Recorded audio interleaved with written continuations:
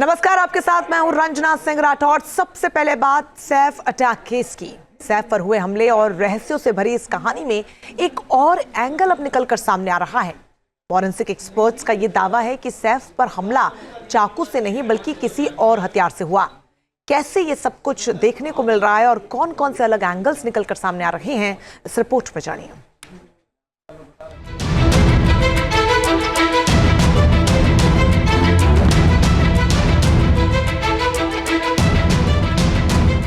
क्या चाकू से नहीं हुआ था सैफ अली खान पर हमला?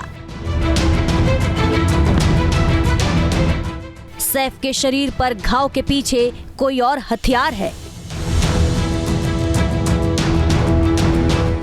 क्या कोई कुंद हथियार से हुआ था सैफ पर हमला? सैफ अटैक केस में वैसे तो सवालों की लंबी फहरिस्त है, लेकिन फॉरेंसिक एक्सपर्ट अब सैफ पर हमले के लिए इस्तेमाल चाकू पर भी सवाल उठाने लगे हैं। फॉरेंसिक एक्सपर्ट का दावा है कि सैफ के शरीर पर जो घाव थे वो चाकू के नहीं हो सकते। फॉरेंसिक एक्सपर्ट का दावा है कि सैफ को लगी चोटें ऐसी प्रकृति के नहीं थे जो चाकू से लग सकती हैं। फॉरेंसिक एक्सपर्ट ने अपने दावे के लिए उस मेडिको लीगल रिपोर्ट को भी शामिल किया जो लीलावती अस्पताल ने पुलिस को सौंपी थी। फॉरेंसिक एक्सपर्ट के मुताबिक मेडिको लीगल एक्सपर्ट में घाव शब्द का इस्तेमाल किया गया है जो कि एक कुंद हथियार से ही हो सकते हैं। इसे लेकर एक और दलील दी जा रही है। जिस वक्त सैफ पर हमला हुआ था उससे पहले हमलावर की नर्स एलियामा फिलिप के साथ भी झड़प हुई थी। इस मामले की एफआईआर भी एलियामा फिलिप ने ही दर्ज कराई थी जो मौके वारदात पर चश्मदीद गवाह थी। एलियामा की एफआईआर के मुताबिक हमलावर के एक हाथ में एक लकड़ी का टुकड़ा था, हमलावर के दूसरे हाथ में हेक्सा ब्लेड था। एलियामा ने एफआईआर में चाकू का जिक्र नहीं किया है, जबकि लीलावती अस्पताल के डॉक्टरों ने दावा किया कि सैफ की रीढ़ की हड्डी में 2.5 इंच के चाकू का टुकड़ा धंसा था जिसे 6 घंटे की सर्जरी के बाद निकाला गया था। चाकू के उस टुकड़े की डॉक्टरों ने तस्वीर भी दिखाई थी। सिर्फ डॉक्टर ही नहीं, पुलिस का भी ऐसा दावा है। दावा है कि हमले के दौरान चाकू 3 हिस्सों में टूट गया था।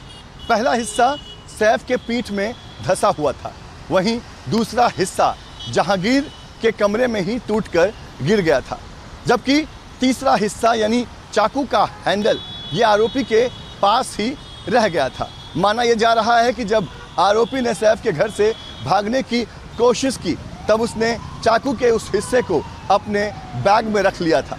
तभी तो जब वो भाग रहा था तब उसने बांद्रा के लेक में चाकू के हिस्से को फेंक दिया, जिसे बाद में पुलिस ने बरामद कर लिया।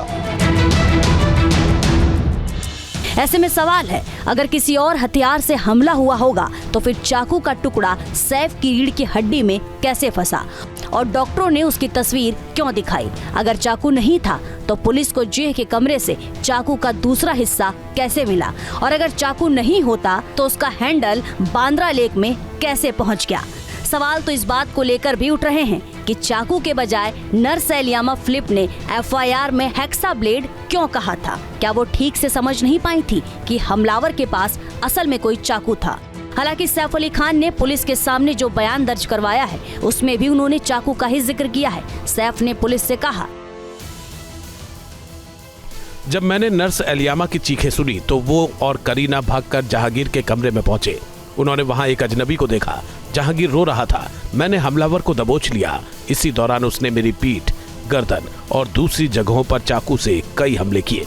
मैं काफी घायल हो गया था और किसी तरह खुद को छुड़ाया। यानी सैफ ने भी अपने बयान में माना था कि हमलावर ने उन पर चाकू से हमला किया था, लेकिन फॉरेंसिक एक्सपर्ट तो चाकू वाली थ्योरी पर सवाल उठा रहे हैं।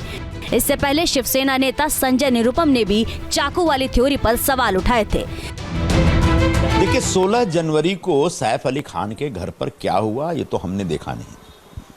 सबसे पहले डॉक्टरों की तरफ से एक जानकारी आती है कि सैफ अली खान के ऊपर जानलेवा हमला हुआ था और उनके पीठ में 2.5 इंच का चाकू घुस गया था।